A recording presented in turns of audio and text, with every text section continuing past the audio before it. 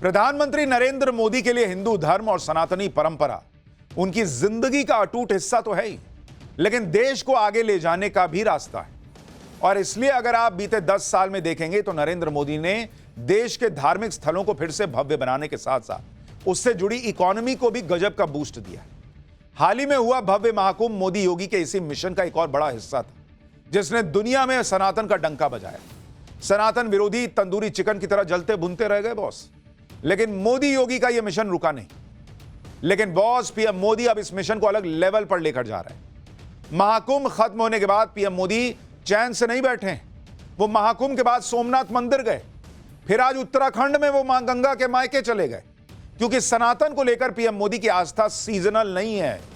Camera देख के इनका उबाल नहीं मारता है कुछ लोगों की तरह, इसलिए वो सनातन की सेवा में न रुकते हैं न थकते हैं। महाकुंभ में पीएम मोदी ने सनातनियों के उत्साह का जो सैलाब देखा, उसने साबित कर दिया कि हिंदू जाग रहा है, सनातनी जाग रहे हैं। और पीएम मोदी सदियों बाद हो रहे इस जागरण को बीच में छोड़ने के मूड में नहीं है। वो सनातन का गौरव और देश का गौरव स्थापित करने के मिशन को अब नए लेवल पर ले जाने की कोशिश में। महाकुंभ तो 45 दिन का आयोजन था, लेकिन अब पीएम मोदी चाहते हैं कि करोड़ों सनातनियों का महाकुंभ जैसा जोश साल के 365 दिन दिखता रहे। सनातन के प्रति लोगों का लगाव सीजनल ना हो, बल्कि ऑल सीजन। हिंदू एकता के दर्शन सिर्फ संगम के तट पर ना दिखें, बल्कि पूरे देश में दिखें। इसलिए पीएम मोदी सनातन से कनेक्शन का 365 दिन वाला प्लान बना रहे हैं। और बॉस, ये प्लान ऐसा है जिससे सनातन विरोधियों से लेकर चीन तक में आग लगने वाली है। और इस काम में कैसे सीएम योगी से लेकर बाबा बागेश्वर तक प्रधानमंत्री मोदी के साथ आ गए हैं, आज आपको विस्तार से दिखाऊंगा। योगी यूपी में सनातन का गौरव स्थापित कर रहे हैं, तो बाबा बागेश्वर कन्या विवाह कराने से लेकर कैंसर अस्पताल तक बनवा रहे हैं और औरंगजेब प्रेमियों की ठटरी भी बांट रहे हैं। मोदी के विकास का सनातनी मॉडल वर्सेस विपक्ष का मुस्लिम वोट के लिए औरंगजेब मॉडल, आज इसका चैप्टर खोलेंगे। लेकिन पहले जरा इन दोनों की एक झलक देख लीजिए।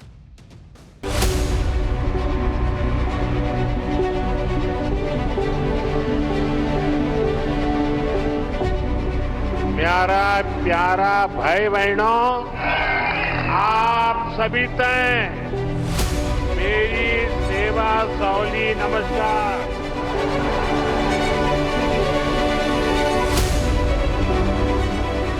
मुझे मां गंगा ने बुलाया।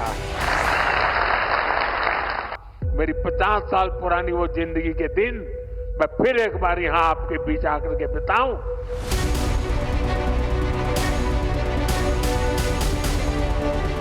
तो निश्चित रूप से औरंगजेब महान बताना दुर्भाग्य है। 48 साल हुकूमत की है औरंगजेब ने। 48 साल में अगर वो हमारे हिंदू भाइयों का कत्लेआम करता तो कितने कर लेता। रह जाते हमारे हिंदू भाई।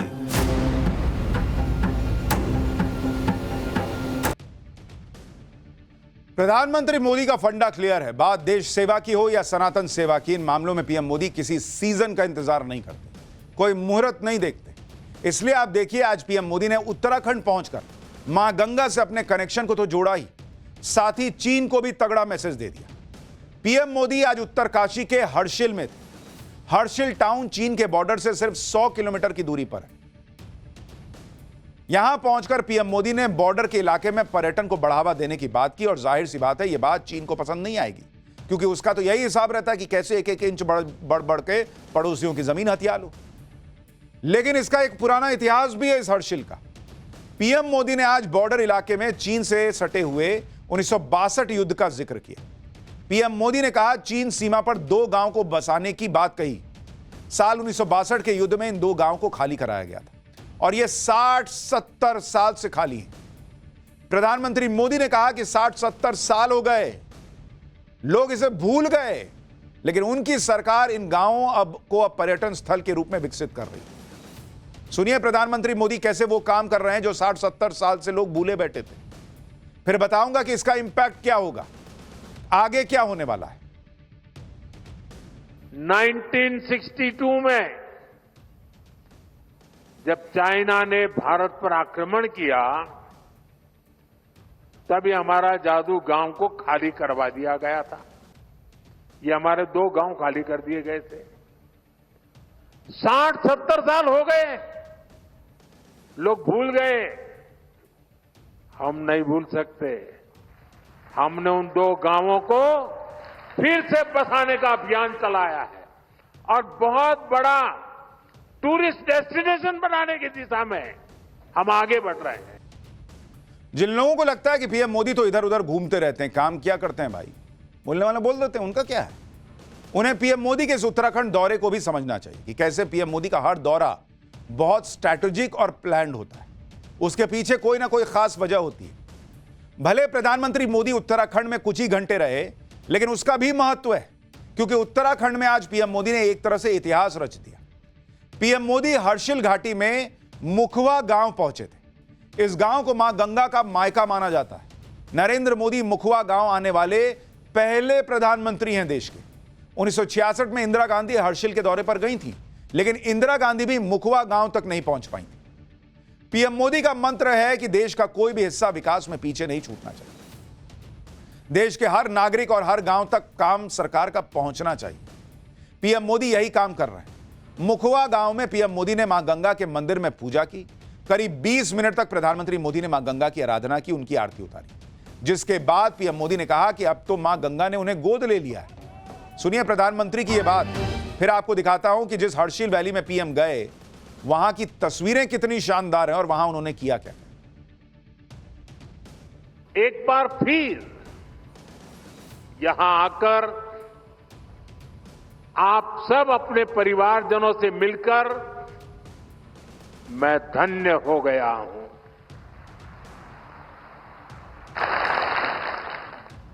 मां गंगा की कृपा से ही मुझे दशकों तक उत्तराखंड की सेवा का सौभाग्य मिला है। मैं मानता हूं उन्हीं के आशीर्वाद से मैं काशी तक पहुंचा और अब सांसद के रूप में काशी की सेवा कर रहा हूं।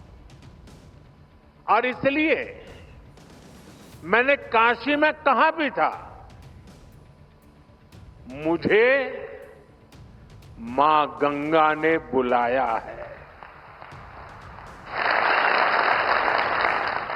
और कुछ महीने पहले मुझे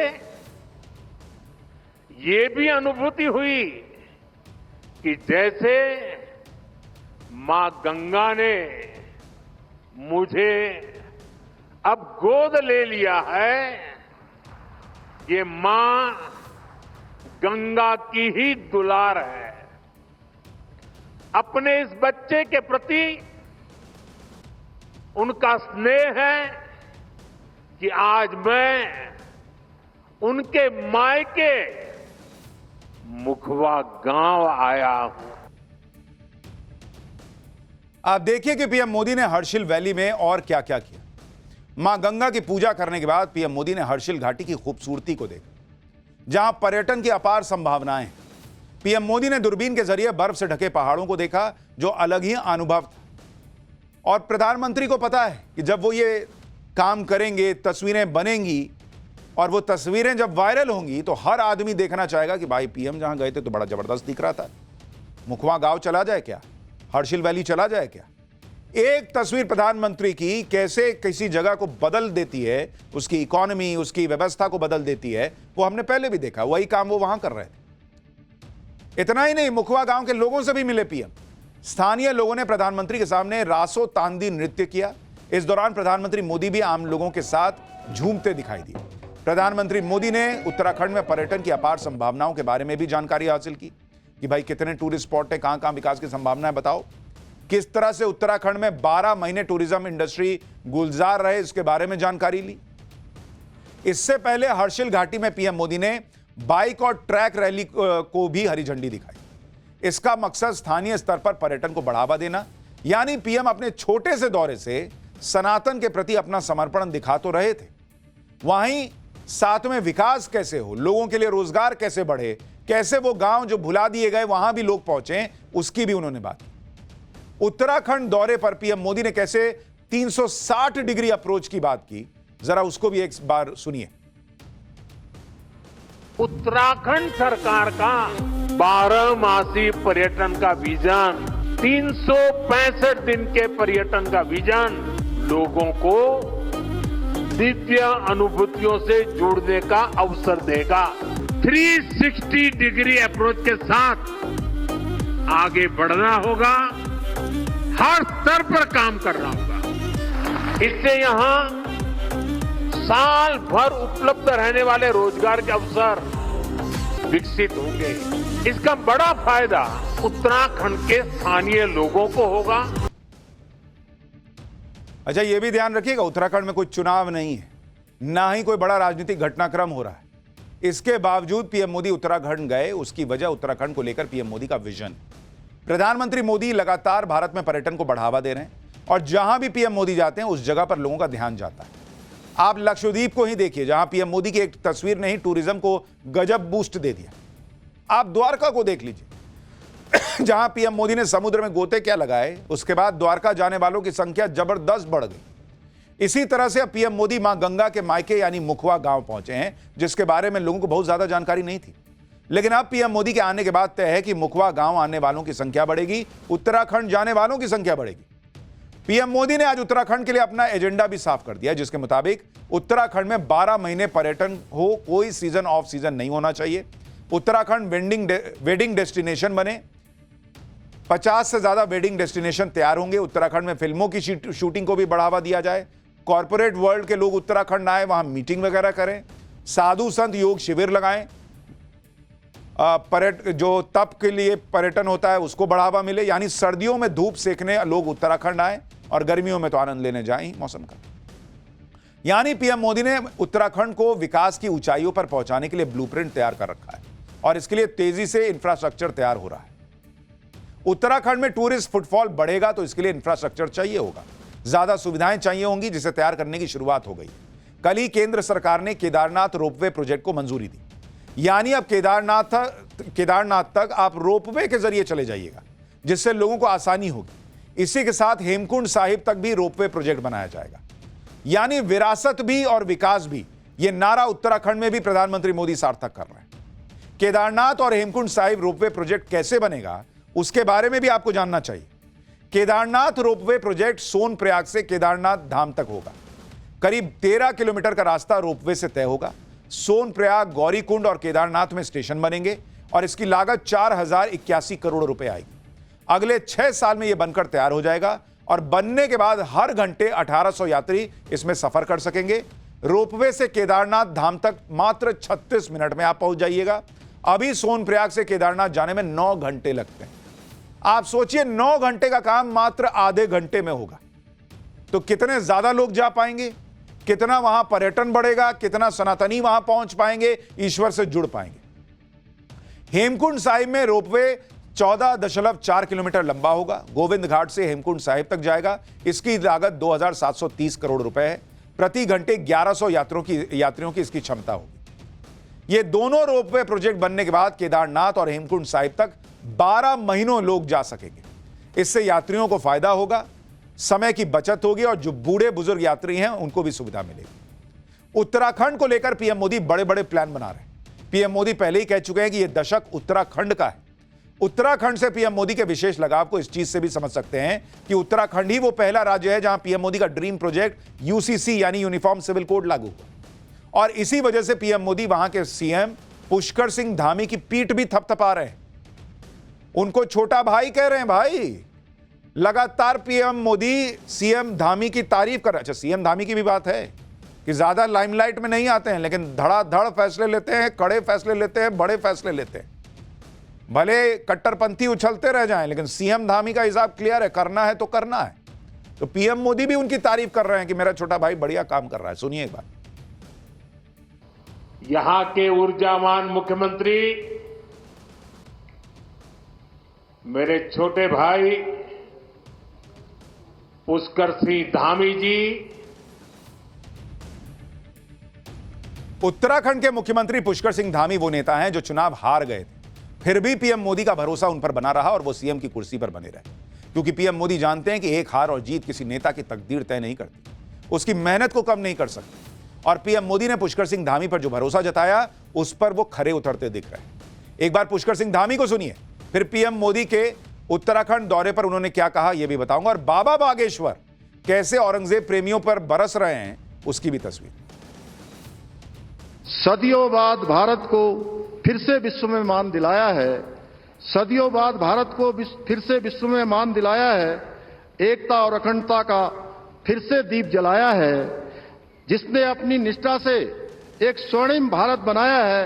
मोदी जी के रूप में हमने एक देवदूत को पाया है, मोदी जी के रूप में हमने एक देवदूत को पाया है। बहुत बहुत धन्यवाद। पीएम मोदी देश को विकास के रोपवे पर तेजी से आगे बढ़ा रहे हैं। उनका मॉडल क्लियर है, विकास भी सनातन भी। यही बात विपक्ष के नेताओं को पसंद नहीं आ रही और पीएम मोदी से उनकी चिढ़ का लेवल इतना बढ़ गया है कि अब कुछ लोग औरंगजेब को विकास पुरुष बताने लगे।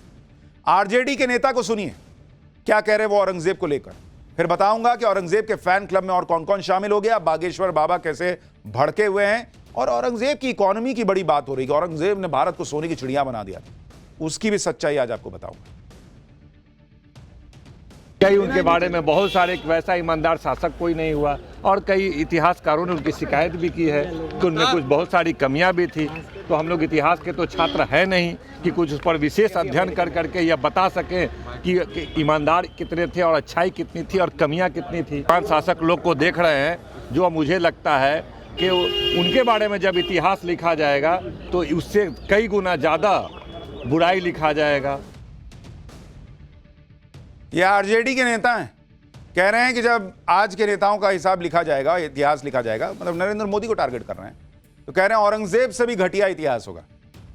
ये इन लोगों की नफरत का लेवल है। कह रहे हैं इतिहास हम लोग जानते नहीं है, क्या बोलें कैसे। तो अभी पूछिए इनसे आरएसएस का इतिहास, जो अलाए बलाए इनको लिखा मिला होगा व्हाट्सएप पे, सब जो है उल्टी कर देंगे। ये आरएसएस तो ऐसी थी, आरएसएस तो वैसी थी। तब इनको इतिहास का ज्ञान जो है वो पूरा हो जाता है। औरंगजेब का गुणगान करने वालों के चेहरे धीरे धीरे अब सामने आ रहे हैं। मशहूर शायर हुआ करते थे एक भाई साहब, मुनव्वर राणा, उनके बेटे तबरेज राणा भी औरंगजेब को बचाने निकल गए। तबरेज राणा ने कहा कि औरंगजेब ने 48 साल तक हुकूमत की थी, अगर वो आतंकी होता तो हिंदुओं और मंदिरों का नामो निशान मिट गया होता। औरंगजेब जो चाहता वो कर सकता था। सुनिए तबरेज राणा का लॉजिक। 48 साल हुकूमत की है औरंगजेब ने। 48 साल में अगर वो हमारे हिंदू भाइयों का कत्लेआम करता तो कितने कर लेता। रह जाते हमारे हिंदू भाई।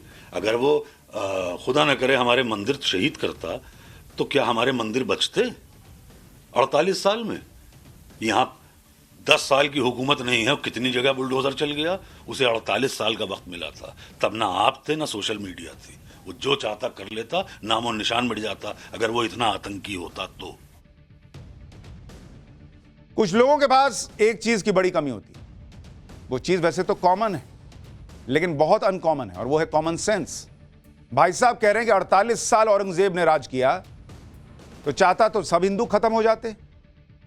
अरे हिंदू गाजर मूली थोड़े हैं जो काट के फेंक देता सारों को, और सारों को काट के फेंक देता तो फिर जो बड़ी फौज बनाई वो कहां से लाता, कहां से चलाता?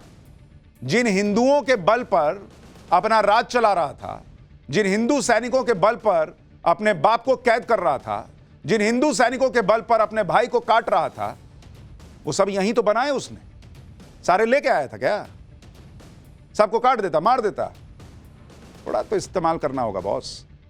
औरंगजेब प्रेमी ये नैरेटिव फैलाने की कोशिश कर रहे हैं कि भारत की अर्थव्यवस्था औरंगजेब के टाइम पर ही बम बम थी। ये लोग तो ये भी कह रहे हैं कि औरंगजेब ने अपने बाप को इसलिए कैद किया था कि बाप बड़ा खर्चा करता था, इसलिए उसका खर्चा कम करने के लिए ऐसा कर दिया। हाँ भाई, ऐसा दिखाया जा रहा है कि जिससे ये लगे कि मुगलों ने ही भारत को चमकाया, उससे पहले तो सब बेकार था। लेकिन आज पाठशाला में आपको दिखाते हैं कि अगल बगल के शासकों के दौरान भारत की अर्थव्यवस्था कैसी रही। नीदरलैंड की यूनिवर्सिटी ऑफ ग्रोनिंगन के प्रोफेसर हैं एंगस मैडिसन, फेमस प्रोफेसर हैं। उन्होंने एक चार्ट तैयार किया जिसके मुताबिक आपको बताता हूं कि किसके शासनकाल में भारत की अर्थव्यवस्था कैसी रही।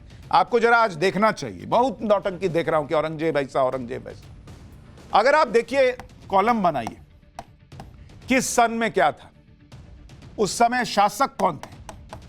अगर आप देखेंगे उस समय शासक कौन थे, और अगर आपको यह भी बताऊं कि भारत की जीडीपी उस समय क्या होती थी, किसकी तुलना में? दुनिया की जीडीपी की तुलना में। दुनिया की तुलना में अगर आप जीडीपी की तुलना में देखेंगे तो भारत की जीडीपी तब क्या होती थी? तो अगर आप देखेंगे सन 1 से लेकर 1000 तक, इस समय मोटे तौर पर जो राज रहा वो गुप्ता साम्राज्य का रहा। चोल राजा थे, हिंदू चोल राजा, आपको पता ही है, उनके बारे में आपको बताइए ये, और चालुक्य थे। मोटे तौर पर इनका शासन था। इस समय भारत की जीडीपी दुनिया की जीडीपी का 30% हुआ करती थी, 30% इनके राज में। उसके बाद अगर आप देखिएगा सन 1000 से लेकर सन 1500 ईस्वी तक, अगर इसके बीच में आप देखिएगा तो शासक कौन थे भाई? चोल तो थे ही थे, पृथ्वीराज, उनका भी शासन था। इसके अलावा खिलजी भी था कुछ हिस्से में, और विजयनगर का एम्पायर था, विजयनगर। इस दौरान भारत की जीडीपी कितनी रही भाई? इस 1000 से लेकर 1500 ईस्वी तक दुनिया की जीडीपी का 29% यह भारत की जीडीपी होती थी। मोटे तौर पर हिंदू राजाओं का राज था इतने समय तक। उसके बाद आप देखिए 1500 से 1600 ईस्वी, इसी समय मुगल राज की स्थापना हुई। 1526 में बाबर आया था, तो अगर आप इसको जोड़ लीजिए मुगल राज से कि भाई 1526 में मुगल राज आ गया था, तो भारत की जीडीपी कहां गई 1526 से लेकर 1600 तक के बीच में? भारत की जीडीपी दुनिया की जीडीपी का 24.5% रह गई। यानी जो जीडीपी थी 29% से गिर के 24.5% रह गई दुनिया की जीडीपी का। यह मुगलों के राज में हुआ। उसके बाद 1600 से लेकर अगर आप 1700 ईस्वी तक देखिएगा, उस दौरान किसका शासन रहा? मुगल का ही राज रहा। इस दौरान मुगल राज में कौन कौन थे भाई? अकबर था, जिसकी बड़ी आपने कहानियां सुनी, जहांगीर, शाहजहां, औरंगजेब का अब्बू, और औरंगजेब। भारत की जीडीपी दुनिया की जीडीपी का 22.5% हो गई घटते घटते। यह वो महान औरंगजेब के राज में हुआ है, जिसके लिए लोग कह रहे हैं कि अरे सोने की चिड़िया बना दिया। अरे सोने की चिड़िया हिंदू राजाओं, चोल, चालुक्य वगैरह के समय में थी, पता ही नहीं है तुमको। वो घटते घटते 22.5% पे आ गई। और अगर आप 1700 से 1800 ईस्वी के बीच में देखिएगा, इस दौरान मुगल घटे और मराठा बढ़े। थोड़ा मुगल मानिए और ज्यादा मराठाओं का राज मानिए, क्योंकि आपको याद होगा अभी अगर आपने छावा फिल्म देखी है तो औरंगजेब 1707 में मर गया था। उसके बाद से मुगल काल नीचे आने लगा, डाउनफॉल, और मराठा स्ट्रांग होने लगे। इस समय भारत की जीडीपी जो घट के 22.5% हो गई थी दुनिया की जीडीपी का, वो फिर बढ़कर 24.5% पे पहुंच गई बॉस, 24.5%। यानी गुप्त साम्राज्य, जिन्हें अंग्रेजी में गुप्ता एम्पायर कहते हैं, उनके टाइम में जीडीपी बम बम हुआ करती थी। मुगलों के समय में घटती चली गई और बाद में फिर रिवाइव हुई। भाई जिसने जो किया है उसको बताइए। अगर कोई क्रूर था, अत्याचारी था, तो बोलिए ना भाई। लेकिन नहीं, तारीफ करनी है तो कुछ भी बोलो कि भारत तो एकदम खत्म था, यही मुगल आए तो इन्होंने कर दिया। सब चीज में इनको मुगलों का महिमा मंडन करना है। एक तरफ पीएम मोदी सनातन की सेवा में लगे हैं, दूसरी तरफ सीएम योगी और बाबा बागेश्वर जैसे हिंदुत्व के फायर ब्रांड चेहरे हैं, जो इस देश में औरंगजेब को महान बताने वालों की क्लास लगा रहे हैं। कल सीएम योगी ने अबू आजमी का तरीके से इलाज करने की बात कही थी। आज यूपी में बाबा बागेश्वर ने भी औरंगजेब की तारीफ करने वालों की पर्ची खोल दी। एक बार बाबा बागेश्वर को भी सुनिए, फिर बताता हूं कि ना राहुल गांधी, ना ममता बनर्जी, ना केजरीवाल मॉडल, इंडी गठबंधन क्या औरंगजेब को अपना पोस्टर बॉय बनाएगा क्या? इस देश का दुर्भाग्य है। इस देश में छत्रपति शिवाजी, छत्रपति संभाजी, ऐसे ऐसे वीर योद्धा हुए। महाराणा प्रताप की तलवारों की चर्चा है, रानी लक्ष्मीबाई की चर्चा है, फिर भी इस देश में औरंगजेब महान बताया जाता है। तो निश्चित रूप से औरंगजेब महान बताना दुर्भाग्य है। बिहार पहुंचने से पहले ही बागेश्वर बाबा ने औरंगजेब प्रेमियों पर निशाना साध दिया, और अब तो बिहार के गोपालगंज में बागेश्वर बाबा की कथा भी शुरू हो गई, जहां वो सनातन की अलख जगा रहे हैं। बागेश्वर बाबा ने कहा कि देश का हिंदू अब जाग रहा है और देश हिंदू राष्ट्र बनकर रहेगा। सुनिए एक बार। लेकिन अब हिंदू जाग रहा है, इस देश की भयार बदल रही है, दिशा और दशा दोनों बदल रही है, और एक एक करके सब झुकेगा। फिर से पुनः प्राचीन भारतीय संस्कृति का ध्वजा पताका फहराएगा, और हमें लगता है हर हाल में भारत हिंदू राष्ट्र होकर के रहेगा। चाहे प्रधानमंत्री मोदी हो या फिर बागेश्वर बाबा, देश में सनातन की ऐसी अलग जगा रहे हैं कि सनातन विरोधी हैरान परेशान। कभी कोई औरंगजेब को हीरो बताता है, तो कभी हिंदुओं के लिए अतरंगी फैसले हो रहे हैं, जैसा अलीगढ़ मुस्लिम यूनिवर्सिटी में लिया गया, जहां हिंदू छात्रों को होली मिलन का कार्यक्रम करने से रोक दिया गया। 14 मार्च को होली है। अलीगढ़ मुस्लिम यूनिवर्सिटी के हिंदू छात्र यूनिवर्सिटी के NRSC हॉल में होली मिलन कार्यक्रम करना चाहते थे। इसके लिए उन्होंने AMU प्रशासन को 25 फरवरी को लिखित में अर्जी दी, लेकिन यूनिवर्सिटी प्रशासन ने होली मिलन का प्रोग्राम की मंजूरी नहीं दी। इसी बात पर बवाल खड़ा हो गया है। गजब नहीं है? होली मिलन का कार्यक्रम नहीं हो सकता अलीगढ़ मुस्लिम यूनिवर्सिटी में क्या? जबकि कुछ लोग यह दावा करते हैं कि अलीगढ़ मुस्लिम यूनिवर्सिटी में गंगा जमुनी तहजीब को बढ़ावा दिया जाता है। यही गंगा जमुनी तहजीब है जिसमें हिंदुओं को होली मिलन तक की इजाजत नहीं मिल रही। इस मुद्दे पर भयंकर बवाल हो रहा है। करणी सेना ने अलीगढ़ मुस्लिम यूनिवर्सिटी के इस फैसले के खिलाफ जोरदार प्रोटेस्ट किया। करणी सेना ने कहा कि अगर AMU प्रशासन ने होली मिलन की इजाजत नहीं दी तो 10 मार्च को AMU के अंदर छात्रों के साथ होली मनाई जाए। एक तरफ विरोध हो रहा है, प्रदर्शन किए जा रहे हैं, तो दूसरी तरफ अलीगढ़ मुस्लिम यूनिवर्सिटी के प्रॉक्टर अलग ही लॉजिक दे रहे हैं। कह रहे हैं कि पहले कभी ऐसा नहीं हुआ, इसलिए इस बार भी नहीं। एक विशेष आयोजन के लिए एक विशेष परमिशन विशेष स्थान के लिए मांगी गई थी, उसके पक्ष में यूनिवर्सिटी में कभी भी इस तरीके के आयोजन के लिए कोई परमिशन नहीं दी गई है। इसलिए यूनिवर्सिटी ने अपना स्टेटस को मेंटेन रखा है। और जहाँ तक कि होली की बात है, होली यूनिवर्सिटी में लड़के हमेशा से खेलते रहे हैं और खेलते रहेंगे। वो अपने हॉल के अंदर, अपने कमरों पे, अपने डिपार्टमेंट्स पे जैसे पिछले वर्षों में मनाते थे उसी तरीके से मनाते रहेंगे। लेकिन एक विशेष आयोजन के लिए विशेष जगह पर जो एक विशेष परमिशन की बात की गई थी, उसके पक्ष में यूनिवर्सिटी नहीं है। अलीगढ़ मुस्लिम यूनिवर्सिटी सेंट्रल यूनिवर्सिटी है जिसके लिए गाइडलाइन है, जिसे केंद्र सरकार से मदद मिलती है। उसके बाद भी इस तरह का भेदभाव हो रहा है, यह आरोप लग रहा है। यानी हाल यह है कि PM मोदी के सनातन की काट विरोधियों के पास नहीं है और इसी चक्कर में वो ऐसे मुद्दे उछाल रहे हैं जिससे लोग आहत हो रहे हैं। लेकिन मोदी सरकार डेवलपमेंट के जरिए इसका जवाब दे रही है, देश को इकोनॉमिकली मजबूत कर रही है। अगर देश अंदर से मजबूत है तो वो बाहरी दुश्मनों को भी करारा जवाब देने में सक्षम होता है, जैसा विदेश मंत्री S जयशंकर ने किया। लंदन में विदेश मंत्री S जयशंकर एक कार्यक्रम में हिस्सा लेने गए हुए थे। वहां एक पाकिस्तानी पत्रकार ने कश्मीर के मुद्दे पर सवाल पूछा कि इसका समाधान कब होगा। विदेश मंत्री S जयशंकर ने 30 सेकंड में पाकिस्तानी पत्रकार के एजेंडे को ध्वस्त कर दिया। S जयशंकर ने ऐसा जवाब दिया कि पाकिस्तानी पत्रकार की बोलती बंद हो गई। सुनिए आप। Removing Article 370 was one step, number one. Then restoring growth and economic activity and social justice in Kashmir was step number two. Holding elections, which were done with a very high turnout, was step number three. I think the part we are waiting for is the return of the stolen part of Kashmir, which is on the under illegal Pakistani occupation. When that's done, I assure you, Kashmir solved. 30 second में निपटा दिया है। S Jaishankar ने कहा कि हम POK ले आएंगे, उसके बाद खत्म हो जाएगी कश्मीर की समस्या जो आपको दिख रही है। विदेश मंत्री S जयशंकर ने साफ कर दिया कि जिस दिन पाकिस्तान के कब्जे वाला कश्मीर भारत में शामिल होगा, उसी दिन कश्मीर की समस्या पूरी तरह खत्म हो जाएगी। S जयशंकर की इस बात पर जम्मू कश्मीर के मुख्यमंत्री उमर अब्दुल्ला भी कहने लगे कि सरकार को POK वापस लाना चाहिए। ऐसा करने से किसी ने रोका नहीं है। फॉरेन मिनिस्टर साहब ने कहा कि हम वापस लेके आएंगे। किसने रोका? मुझे बताएगा किसने रोका? हमने कभी कहा कि मत लाओ? कभी कहा? हम कहते हैं अगर लाना है तो लाइए।